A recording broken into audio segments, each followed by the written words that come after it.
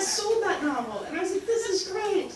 Goodbye, novel that I spent a long, long time with. And I had an idea for a sequel, almost immediately, even though I was like, no, not a guy who spent all this time with this. But my editor wanted me to write a different book. And so I started writing Valiant, not realizing that I was going to make it connect. And then about halfway through, I actually realized that I wanted it in the same world. And so stuff happens in Valiant that connects to Ironside. One of the characters crosses over, so it's like, it's this middle novel that's in the same world, but then Ironside is a direct sequel to Tide, but one of the characters comes over with it. Why did I do that? I don't know. This is a good idea at the time. What? Tide, Valiant, Ironside. So, yeah. Okay. And then just a question for both of you. This career that y'all are a part of is so demanding and stressful and crazy. Like, what is, for you as writers, what is the most rewarding part of all of the madness? Thank you for saying that. No, it's stressful. I don't think that many people think that. Really? You think they think we get up and like sit down in our pajamas, make up some stuff, and it is very stressful and demanding, indeed. Thank you. You know, you're never. My boyfriend once told me that writers have two moods. What was it? It was belligerent and morose. And I actually found a Faulkner quote the other day that like was literally almost the same thing. It's like their writers are always either like way down in the dumps or they think they're the king of the world. So it's a mood swing like career because like if someone comes up to you and tells you they love your book, you feel absolutely awesome. And then you go online and you read an Amazon review that says, this book totally sucked. It was so not my favorite and I didn't like it. And you're like, that person has seen the truth of my soul.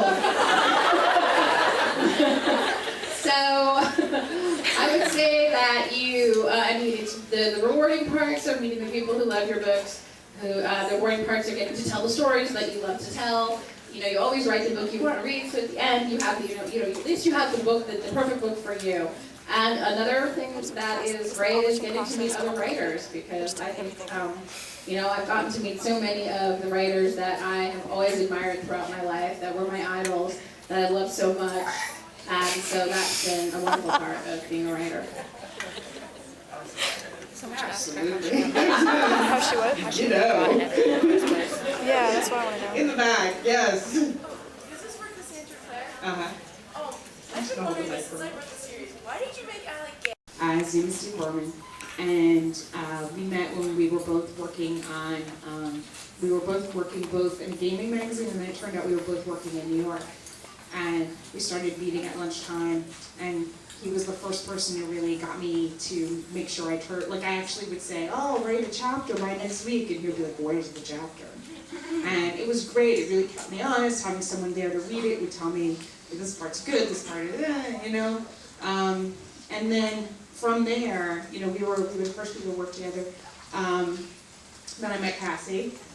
And then we started exchanging stuff, and then, you just grow it kind of over time. The thing I would say about critique partners is you really want them to like the same kind of books you like. You want them to have similar enough taste that what they think is good is also what you think is good. Like you have to say, and also that they're serious, they love your writing, you love their writing, and I think that you can really keep each other honest. In a coffee house. So rather than being bartenders, you're all baristas. You're all making me a latte. So, con artist number one walks into a coffee shop with a dog. Friend-looking dog. And says, excuse me, can I leave my dog in your coffee shop?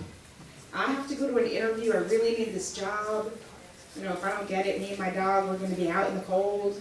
We don't know what to do. So please, please, please, can I leave my dog here? Maybe. To let Okay, poop in my coffee can I house. leave my dog outside your coffee shop? You could just, just for a minute, I'll be right back. Okay? And if you say said no, what would I do because I'm a con artist? Cry. I might cry, I might beg. Try down the street. I might try down the street. Somebody's going to eventually say yes. So, okay. Goodbye, Spot. Wish me luck on my interview. Imagine I had tied this dog to something. And now I depart. Perhaps an hour later, someone else, a fine-looking, sharp-dressed young lady walks into your establishment. And I say, is that your dog tied up outside your coffee shop? No. So that dog doesn't belong to you? No. Did you know that that is a fine specimen of an Alsatian spiny mountain dog? One of the rarest kinds of dogs? And I, as a dog collector, could easily get 10 grand for this dog. You really have no idea who owns this dog? Yeah, it's mine. Wow!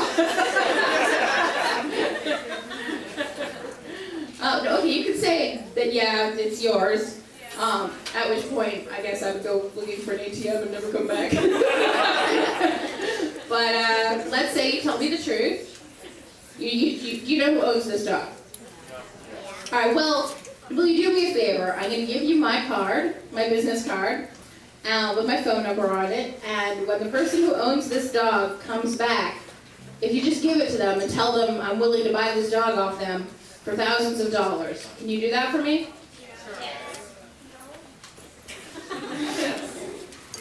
All right, so the first person returns to the coffee shop.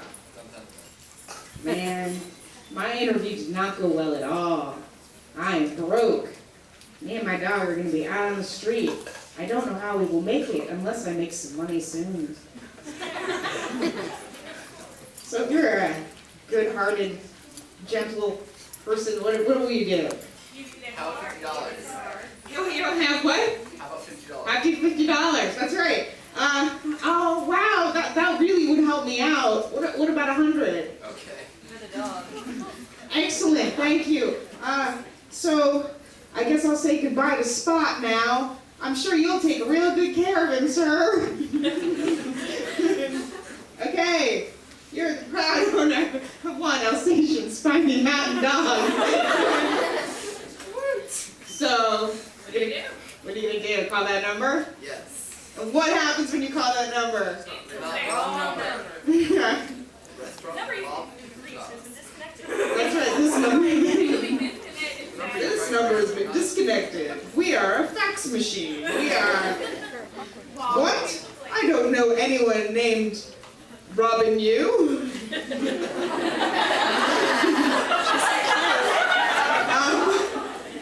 Yeah, so that is the classic Dog in a Bar Con. Look for it. We'll see it in many con artist TV shows in many variations. Thank you very much. I have a question for Holly. Yes. It's been a while since I've read Valiant, but I was wondering, I don't remember, like, if you ever described, like, where Lolli went. And No, I never also, described was, Lolli. like, we had a quick question. Was she a fairy or... No, she was human. Just human, okay. At the end of Valiant, a character goes off, and you never really find out what happened to her. And one of the things that I was trying to do in that book is it talks, some about addiction, and a lot of the characters in there are struggling with addiction. And what I want to do with Lolli is, when you are in a community of people who are really, really troubled and kind of doing dangerous things, you'll often have people that they go off and you never see them again. And it's not that something happens to them, it's that you don't even know how to get a hold of them.